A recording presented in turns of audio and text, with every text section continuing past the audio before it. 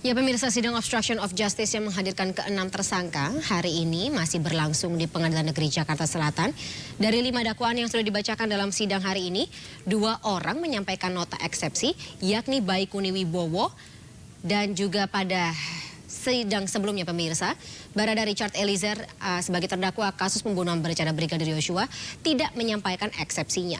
Sementara untuk terdakwa Ferdi Sambo dan juga Putri Chandrawati sebaliknya juga sama seperti Baikuni Wibowo menyampaikan eksepsi atas surat dakwaan yang disampaikan oleh jaksa penuntut umum. Dan untuk membahas berbagai manuver yang dilancarkan oleh para terdakwa ini, kita akan membahasnya bersama Ketut Sumedana selaku Kapus Penkum Kejaksaan Agung. Selamat sore jelang malam, Pak Ketut. Selamat sore menjelang malam, Pak Fadi. Baik, Pak Ketut, tampaknya cukup banyak ya eksepsi yang dilayangkan oleh para terdakwa, walaupun kita mengetahui ini belum masuk pokok materi perkara seperti yang sudah disampaikan oleh majelis hakim sebelumnya. Tanggapan dari Kejaksaan Agung yang besok rencananya akan menyampaikan tanggapan atas nota-nota keberatan atau eksepsi tersebut seperti apa, Pak Ketut? Jadi begini, Mbak Fani, ada beberapa orang yang mengajukan, beberapa orang terdakwa yang kemarin 2, yang hari ini baru 2 yang mengajukan ya, dan selebihnya tidak mengajukan eksepsi ya. Artinya apa? Yang tidak mengajukan mungkin akan mempercepat suatu proses persidangan sebagaimana asas KUHP ya, cepat, mudah dan daya ringan ya. Adapun substansi yang diajukan dalam eksepsi ini sebenarnya mengacu pada 1 Nirma 6 KUHP itu ada 3 hal, yaitu terkait dengan kompetensi pengadilan, yang pertama, yang kedua terkait dengan syarat formil surat dakwaan, yang ketiga terkait dengan syarat material surat dakwaan. Akan tetapi setelah saya memantau proses persidangan 2 hari ini, ya, bahwa semua yang disampaikan oleh teman-teman penasihat hukum dan terdakwa hanya terkait dengan pokok materi perkara. Bahkan sidang kemarin itu, Mbak Fani, itu majelis hakimnya menegur agar jangan mengulangi lagi surat dakwaan dan membantah, dan itu sebenarnya harus disampaikan dalam proses penuntutan, proses setelah pokok perkara diperiksa. Betul, betul. Itu yang saya lihat, Mbak Fani. Nah, kalau pakar pidana menyebut ini tampaknya semacam strategi gitu untuk memancing jaksa penuntut umum katakanlah menyampaikan pendapatnya, dan ini juga bisa berarti ya kekhawatiran bahwa ada keringanan atau katakanlah ini strategi tersendiri dari tim kuasa hukum. Tanggapan dari JPU, apakah besok rencananya akan ada tanggapan tersebut? Begini, yang kita tanggapi adalah terkait dengan 143, 156 KUHP yang kita tanggapi. Ketika di luar dari itu berarti sudah masuk pokok materi perkara, seperti itu. Nah, kami tidak melihat ini adalah suatu strategi. Strategi itu nanti kita hadapkan, kita lihat nanti pada saat proses pemeriksaan saksi, proses pemeriksaan terdakwa di persidangan, karena itu hak mereka untuk melakukan pembelaan diri. Oke, tapi isi nota eksepsinya sendiri atau nota keberatannya sendiri menurut Pak Ketut beralasan tidak? Saya melihat tidak mengacu kepada ketentuan yang ada dalam KUHP ya, 156 tadi, harusnya kompetensi absolut relatifnya itu yang harus dibahas dalam eksepsi itu. Apa itu kompetensi absolut terkait dengan kewenangan pengadilan untuk mengadili perkara tersebut? Itu pertama. Yang kedua, kompetensi relatif terkait dengan apa? Terkait dengan undang-undang yang diterapkan dalam perkara ini. Itu. Yang ketiga terkait dengan syarat material dari surat dakwaan. Apa itu? Terkait dengan siapa yang melakukan, apa yang dilakukan, lengkap, jelas, dan cermat dalam menyusun satu surat dakwaan. Yang keempat sekarang terkait dengan surat formal daripada surat dakwaan, sehingga konsekuensi daripada surat dakwaan tidak memenuhi tadi bisa dibatalkan atau batal demi hukum. Nah, tadi kemarin dan hari ini saya tidak melihat hal tersebut dikupas dalam eksepsi. Sehingga menurut saya apa yang disampaikan oleh teman-teman JPU kemarin itu adalah surat dakwaan sudah cukup cermat, lengkap, dan jelas, clear. Tidak ada celah bagi para terdakwa untuk mengajukan keberatan ya, seperti yang disampaikan kemarin? Harusnya seperti itu. Ya, sehingga kemungkinan jawaban yang akan diberikan oleh penuntut umum besok itu hanya tidak terlalu banyak, hanya terkait dengan tadi, 3 hal yang tadi. Ketika tidak menyentuh substansi daripada satu eksepsi, maka sudah tentu majelis hakim akan melanjutkan persidangan ini dengan pemeriksaan saksi-saksi. Apalagi beberapa terdakwa yang dihadirkan juga sudah menyatakan bahwa surat dakwaan sudah cukup cermat, jelas, dan lengkap, seperti itu. Jadi alasannya apa ya, Pak Ketut? Maksudnya ini kan sebagai praktisi hukum, sebagai para pelaku hukum yang memiliki dasar-dasar ilmu hukum, ini seharusnya menjadi salah satu katakanlah pengetahuan basic gitu, pengetahuan dasar bahwa eksepsi seperti ini tidak seharusnya disampaikan sebelum kita masuk kepada pokok materi perkara yang bisa berarti ini sebuah apa ya, katakanlah bumerang gitu, blunder untuk tim kuasa hukum. Ada alasan apa ya Pak ya? Alasan yang paling sering disampaikan oleh teman-teman penasihat hukum itu adalah mengulur waktu proses persidangan. Seperti tadi saya dengar bahwa ada salah satu terdakwa mengajukan 2 minggu eksepsi. Ini kan sudah nggak masuk akal. Betul. Karena apa? Karena 1 minggu sebelum persidangan dimulai, dia sudah menerima salinan surat dakwaan dan salinan penetapan hari sidang. Itu seharusnya kalau profesional 3 hari atau hari ini atau itu sudah diajukan langsung eksepsinya. Ini 2 minggu. Nah, alasan itulah mengulur-ulur waktu. Sehingga apa yang terjadi kalau mengulur waktu terlalu lama dengan sidang yang dibatasi oleh waktu karena masa penahanan, maka mereka dimungkinkan untuk keluar demi hukum seperti itu. Tapi itu menurut saya sih terlalu jauh.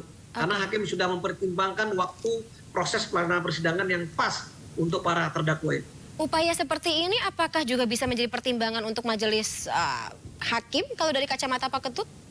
Biasanya yang saya hadapi sih kalau orang mengulur-ulur waktu persidangan ya justru akan memperberat prosesnya ke depan. Karena itu akan menyulitkan hakim dalam proses berikutnya.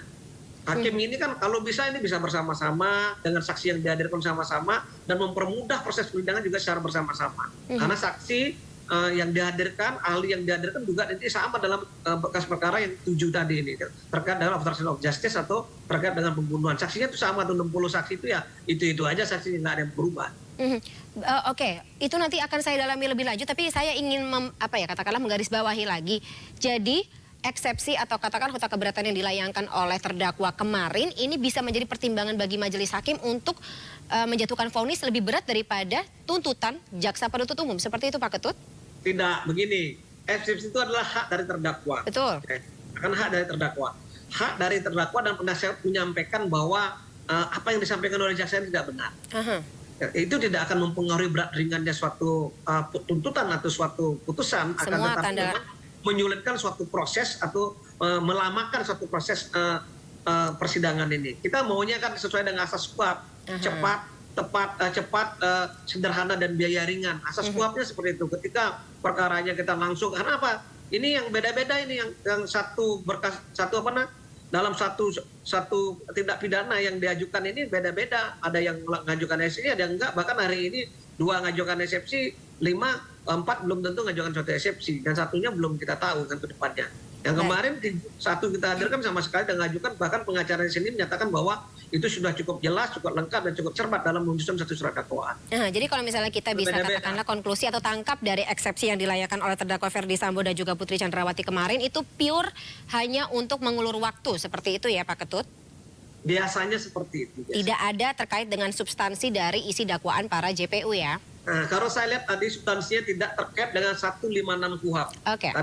Tadi sudah saya jelaskan rangkaiannya apa saja, termasuk tadi ya syarat formil material surat dakwaan, termasuk juga kompetensi atau kewenangan mengadili, absolut dan relatif ada di sana. Itu tidak diungkap secara jelas dan tegas dalam pengajukan eksepsi kemarin. Bahkan yang kita tonton kemarin, majelis hakim itu pernah menegur. Karena apa? Ada pengulangan dari surat dakwaan yang dibacakan oleh penuntut umum dimasukkan dalam materi eksepsi. Itu sudah masuk dalam satu pokok perkara. Nggak sempat ditegur. Bahkan tolong dipercepat, ini sudah masuk materi perkara. Ini hal-hal seperti ini harus disadari oleh teman-teman penasihat hukum. Katakanlah proses persidangan yang sekali lagi ini kan biasanya kita pelajarin ya ketika kuliah dulu di Fakultas Hukum seperti itu ya.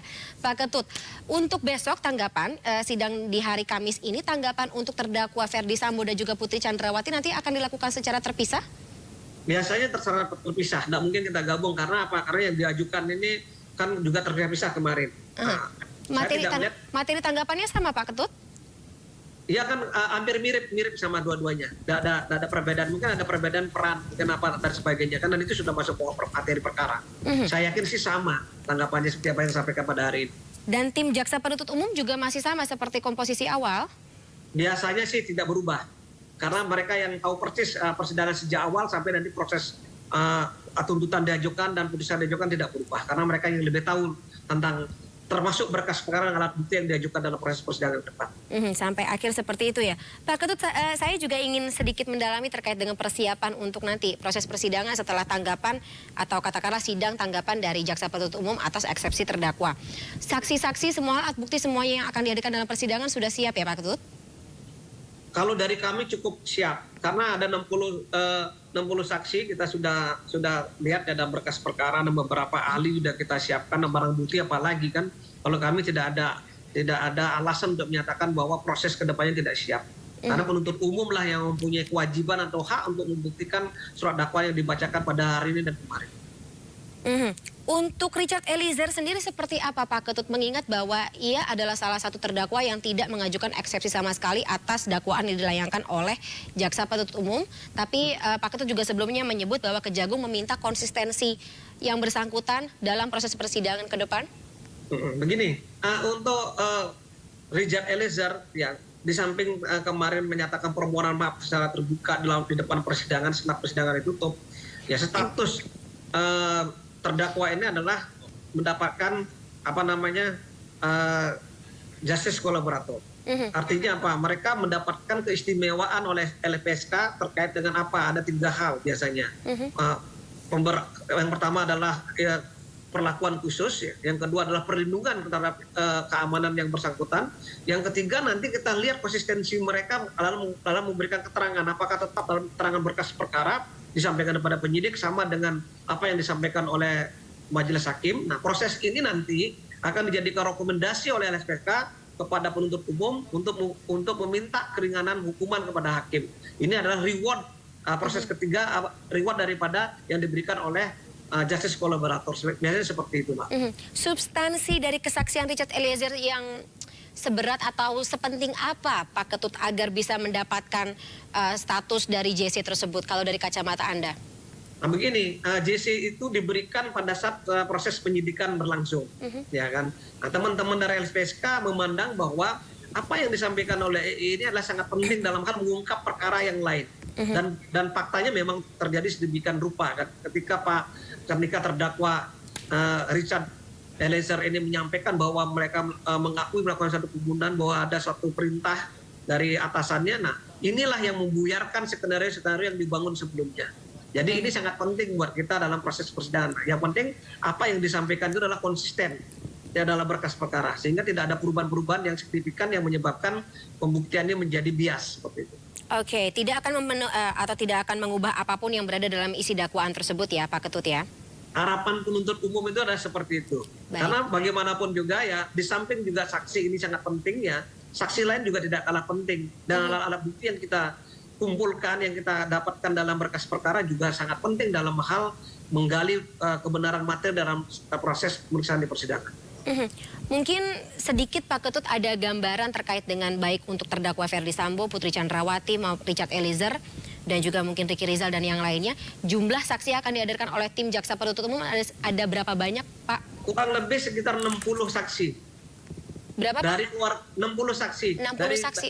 Ya, dari keluarga korban kemarin sudah disampaikan ada 12 saksi yang akan kita hadirkan dari keluarga korban. Baik, tampaknya kita akan melihat seperti apa jalannya persidangan, terutama ketika pemeriksaan saksi, karena ini salah satu agenda yang cukup dinanti untuk melihat seperti apa titik terang dari pengusutan kasus ini. Baik, Pak Ketut, selamat istirahat sebelumnya. Besok tampaknya akan jadi hari yang cukup panjang untuk para teman-teman dari Kejaksaan Agung. Lancar semuanya Pak Ketut, salam sehat selalu. Terima kasih atas waktunya bersama kami dalam MNC News Now sore hari ini. Terima kasih, Mbak Selamat Mandi. sore jelang malam, sampai jumpa Pak Ketut. Ya, selamat sore.